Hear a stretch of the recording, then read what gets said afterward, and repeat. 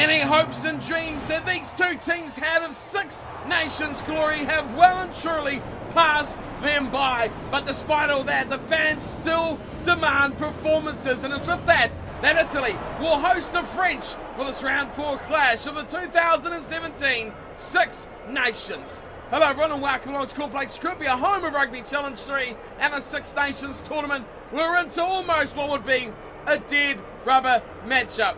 Neither Italy or France can really get anywhere close to the front runners of the competition. The French have had the better of the two seasons, but what we seen from Italy last weekend was definitely something for the fans to behold. It was a change of tactics, it was an upsetting of the apple cart as they did what no one else would think of against the English. It almost come off, but it wasn't quite enough.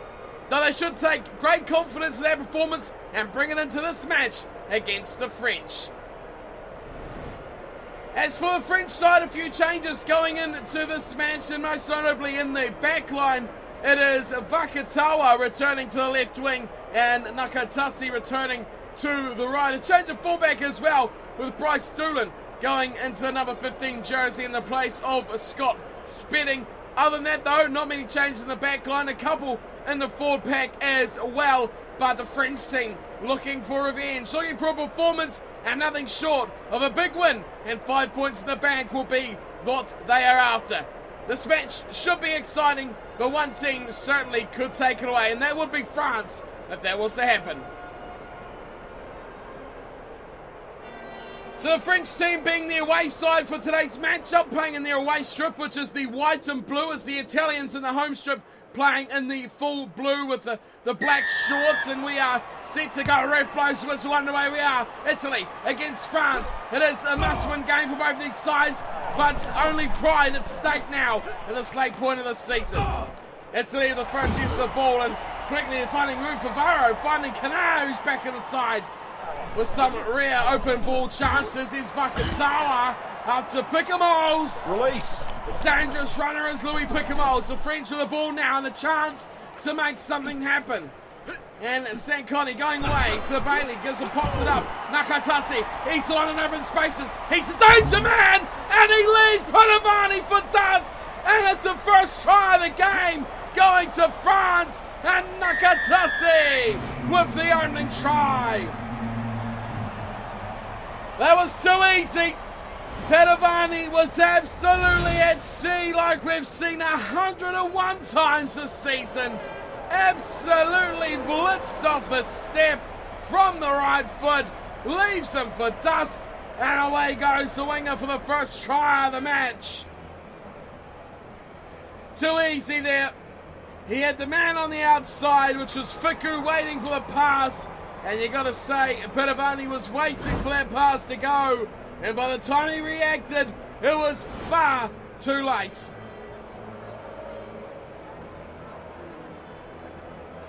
So now it's ball to Lopez, who could make this one out to a 7-0 lead early on here. Just 7 minutes gone. It's a point a minute at the moment for the French. Lopez adds the extras. And France will not be happy with that start, and they'll want to push on and put a lot of points on this Italian team. Only 2 matches remain for these two sides, one here today and then one in the final round of the competition. A lot they could still prove here. As Scarado finds a wide ball for Fiku. Fiku running free. Lambert in support. He holds it up. Gordon saves it from touch. Nakatasi almost gets away again. Italy numbers to the breakdown though. The Italians, they'll turn this ball over. And now they come running back. Cittadini.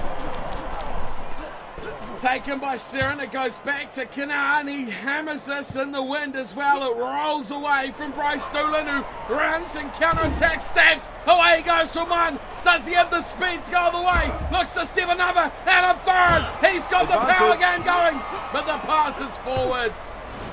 And Slimani with absolute anger thumps that one downfield. Crouch. So it's a scrum feed for the Italians. 15 minutes in, they trail by just the 7 points over France. And their pack is is one area that has been, much improved, but that has been bulldogs from France. They have gone straight over the top. Picamoles, terrible play from Louis Picamoles. Takes a pick off the back of the scrum, and he's thrown it straight into touch, unbelievably. Big mistake from the French number 8. Now the line out, stolen at the middle. That's well taken from Main Street. Wide pass missed out, and everyone is picked up from Campagnaro. So Italy survive a set-piece scare there as now the Italians look to drag their way out with some offloading expertise. They finally give it to Favaro. He scored a pile of points last weekend, but this time it's Doolin who tries to drag him over the sideline. Geraldini goes wide. Big hit there on Stain. And another one on Fusa. And it's Main Street turns it over. Lamrat misses L1, goes to Vakatawa. Picamoles desperately finding support. Lopez away to Gordon. Here's a big chance. He got to Lamrat, back to Nagatase. He steps, he trips, he's on again. He gets away. It's Sankoni. He could go it himself. The chase is not good enough. And the French are in again. Second try. This time it's going to Sankoni, who scores his first try of the match. Well, it was all created much before here by Ledivic, who instantly made an impact, busting through and creating the offload. And he is showing the versatility that you need in a second rower. And it was all there. Good work from Nakatasi. And eventually, the back rower had all the speed in the world to get to the try, and Sankoni scored.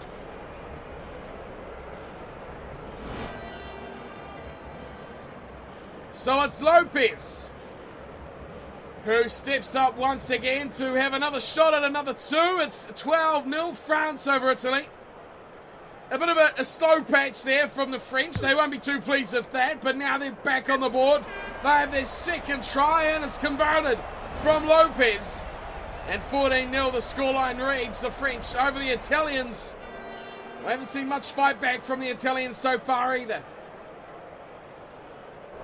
Canard. He's going to restart the game, and he goes high and deep into the enemy territory. Saren does well. Wide pass intercepted. And knocked on when it would have been just about easier to score a try. Again, it's been dropped twice. Fiku. It is absolutely falling apart out there. There's one knock on. There's a second. That was backwards. There was actually 4 or 5 drop balls in that passage. Sit. Terrible hands from both sides, but it results in a scrum feed to France. Last time they had a scrum, they bulldozed the Italians off it. This time, Saren goes back to Lopez, and he's positioning himself, looking for the advantage with the breeze. He finally decides where to go, and he hammers it away. Padovani racing it to the sideline. It'll beat them all. It beats everyone into touch, and Lopez is more than happy with that kick. So the Italians opt for just a 5-man line out. Once again, Ledivic is at the front, and it's Main Street at the back. It goes up. Main Street steals another. Saren gives it away to Lopez. Lopez launches a drop goal, which is well and truly wide. Bizarre tactics when you're leading 14-0. Lopez just looks to line up an easy 3, which he's made a bit of a mess of. And it gives the Italians the chance to clear their lines now. Here's Canard again. He'll slap this one away. Just towards halfway, running back there is... Police has put him down, and a furious tackle, and instantly been delivered a yellow card. Almost in slow motion as Gordon puts the ball in. He turns around and gets absolutely hammered. Here's Lopez looking for touch. And unbelievably sends the 2 sides of the break when it would have been a line out if it was just a second or 2 earlier. Unbelievable. It's 14-0. It's France all the way with 77% possession, 58% of territory. They're making all the handling errors, but they're making all the inroads as well into the Italian defence. Tackle count surprisingly close, 21-13, meaning the Italians have had their chances as well. The yellow card ultimately didn't cost them anything, because I can guarantee you Parise will be back on the field straight after this halftime break. It is 14-0. Italy desperately need the ball if they're going to make anything happen in the second half.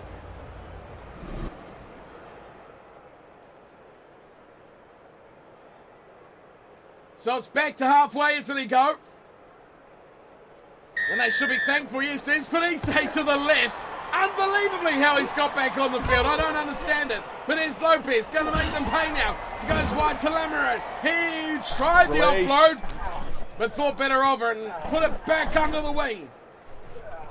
Sarin waits for it slowly. Here it comes for him. Slimani away to Bailey. Gets a dirty ball out the back. Pickamos. Oh, he's picked that up. It's shipped forward. Vakatawa misses it completely. That got a bit messy very quickly as well. Chance for France to turn it over, but they don't find it. Esposito goes short. Garado storms his way through. Italy over halfway now. Gordy back to Canai. Slips around the corner. Good ball again. Gordy in behind the defence. They try to keep it alive, the Italians. But it breaks down. Just over the 10-metre line. Canai again. He is involved heavily now in everything. It's Fissaro back and around the corner to Stain that goes, and he goes to ground with the ball. Still there, Canard the side gives it away to McLean. Oh, and Louis Piccamo steals it. Quickly turnover ball. Nagatase, Lamoureux, back to Maestri. He is all alone. He chips. It's terrible. Anderson to touch on the full. Well, it's hard to say he had much other option. There was about 6 Italian jerseys around him. He couldn't pass it. He had no support. He couldn't go to ground. He had no support there either. And it was only the case of the best of the worst. Now Italy look to storm their way back. They've got a wide Campagnaro. He's got no way through there as well. And Vakatawa steals the ball, turns it around, looks to fend his way past. But Luke McLean, of course, usual fullback. Oh, advantage to France forward pass.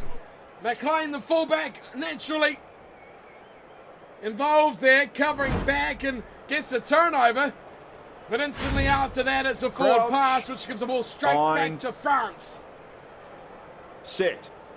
So the French pack up once. Oh, the Italians get the first hit and they bulldoze their way forward. It's instant payback now from earlier in the match. Gordy goes to Campagnaro to McLean, who straightens things and turns it back before going to Garado. Release. Just to the base of where the line out was.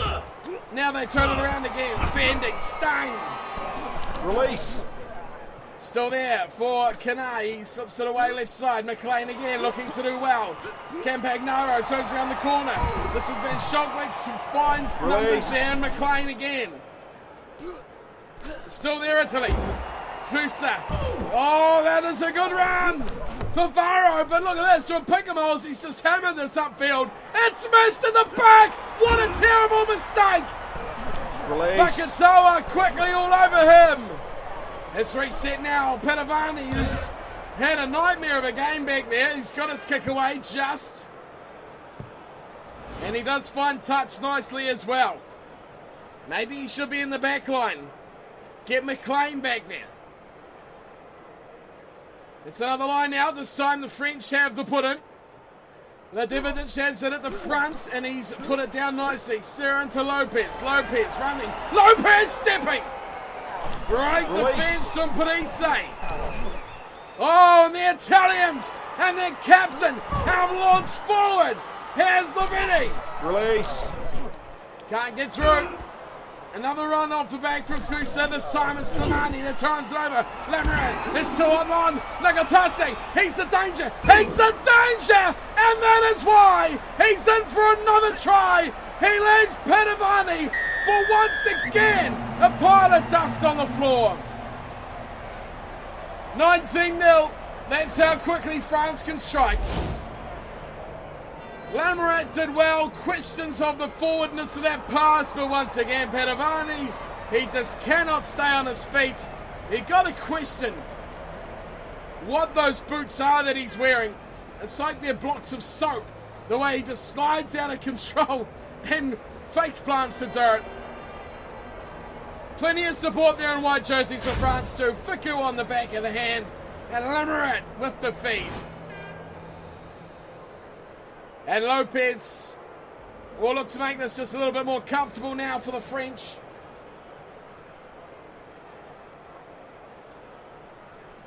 If this makes it 21-0, it will be easily game in the bag with 10 to go. The Italians have threatened, but they never put anything over the line, and that has ultimately been their downfall. Plenty of chances. The centre pairing, McLean, Campagnaro, have been very, very good. Gorey and Canard have also been heavily involved. There's a dodgy ball out the back, and it's stolen! Italy looking for a little bit of redemption.